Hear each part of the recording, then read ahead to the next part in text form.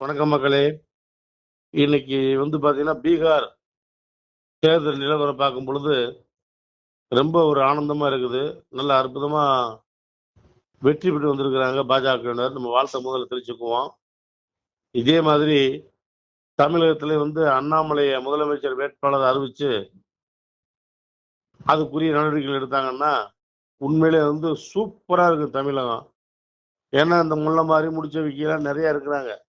கோயில்ல உட்காந்து ஒருத்தன் காது கேட்கலைங்கிறான். ஒருத்தன் செய்தியாளர் கேட்டு காது கேட்கலைங்க அவனுக்கு. இருக்கட்டும், ஒன்றும் பிரச்சனை இல்லை. இதே மாதிரி தமிழகத்துல இவர் அண்ணாமலை முதலமைச்சர் வேட்பாளரை பாஜகவினர் மேலிடத்துல இருந்து அறிவிச்சாங்கன்னா அற்புதமா வெற்றி கிடைக்கிறதுக்கு வாய்ப்பு நிறைய இருக்குது. ஏன்னா என்ன காரணங்க நான் சொல்லிடுறேன். இதுக்குள்ள நடைபயணம் போனாரு அண்ணாமலை. இப்போ ஒருத்தர் போறாரு நடைபயணம். 4 பேர் வரல. தூக்கிட்டு போற கூட ஒரு 4 பேர் வேணும். அது கூட 4 பேர் இல்லை. ஆனா அண்ணாமலைக்குள்ள எத்தனை பேர்? லட்சம் பேர் சேர்ந்தாங்க. கூட்டமா கூடிச்சு. ஏன்னா ஒரு இளைய தலைமுறை, ஒரு ஐபிஎஸ் படிச்சு ஒரு நல்ல மனுஷன் வர்றாருன்னு எதிர்பார்ப்பு இருந்தது. அந்த எதிர்பார்ப்பை நம்ம எதிர்பார்க்கிறோம். அவர் வரணும்.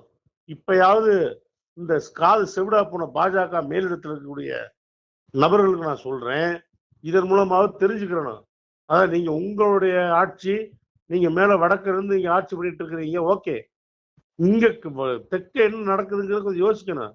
ஏன் உங்க ஆட்சி உங்க கட்சியில இருந்து யாருமே கால் பண்ண முடியல?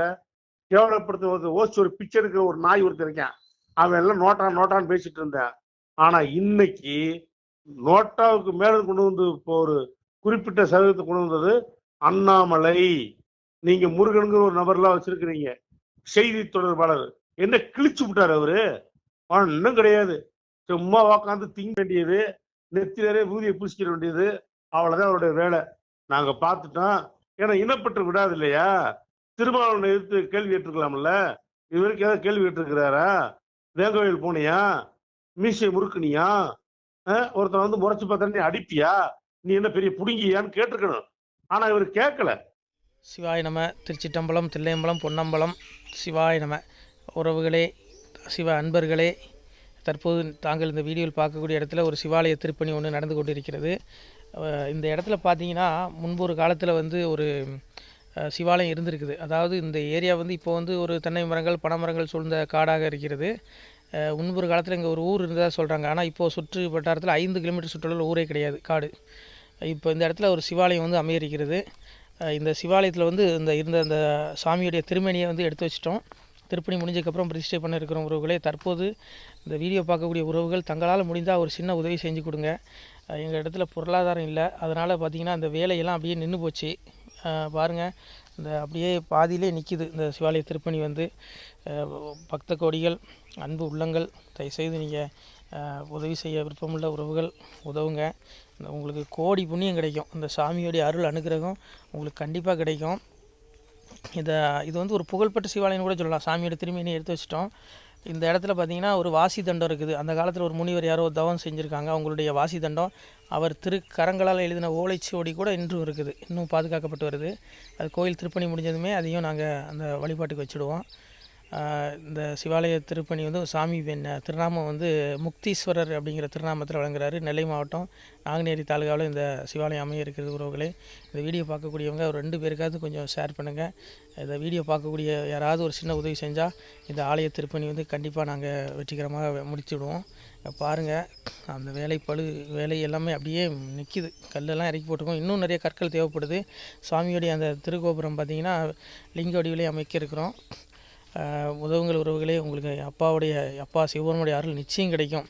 எம்பெருமான் சொல்வான், வாழுவீர் தாழ்வில்லாமல் மக்களும் கிளைகள் கொஞ்சி நாளுமே மகிழ்ச்சியை கூர்ந்து நலமுடன் வாழும்போது நீளுமே எனது செங்கோல் நீதியும் நெறிபோல் ஆளுமே உங்கள் தன்னை அன்புடன் அலையாவண்ணம். உங்களை எம்பெருமானுடைய அப்பாவுடைய திருவாசகத்தாலேயே வாழ்த்துறோம் உறவுகளே. ஆணுடன் பெண்ணும் பெற்று அதிகமாய் செல்வமாகி தானுடன் நினைவுமுற்று தர்மமும் நெறியும் கற்று வேணும் நீள் காலமெல்லாம் வெள்ளியர் உடனே வாழ்ந்து போனுதல் கமலநாதன் பொற்பதம் பெற்று வாழ்வீர். அந்த ஈஸ்வனுடைய பொற்பதம் நிச்சயம் கிடைக்கும். உங்களுக்கு இகத்திலும் சுகம், பரத்திலும் சுகம்.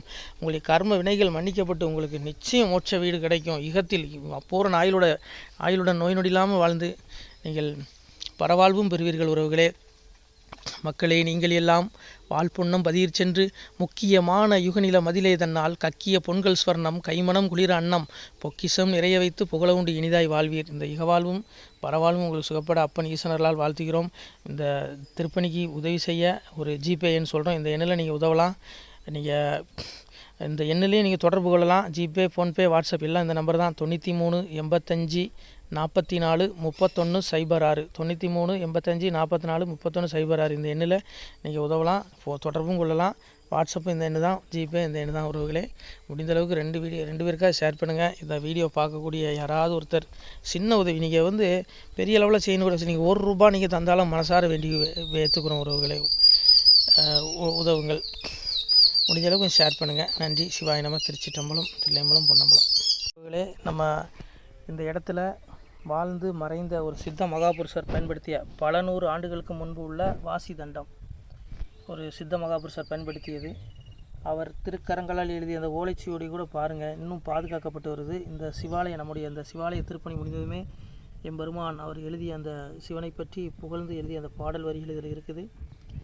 இந்த வாசி தண்டம் அவர் பிரதிஷ்டை செய்த அந்த லிங்க திருமேனியையும் இந்த இடத்துல நாம் இந்த ஆலயம் கட்டி நாம் பிரதிஷ்டை செய்திருக்கிறோம்.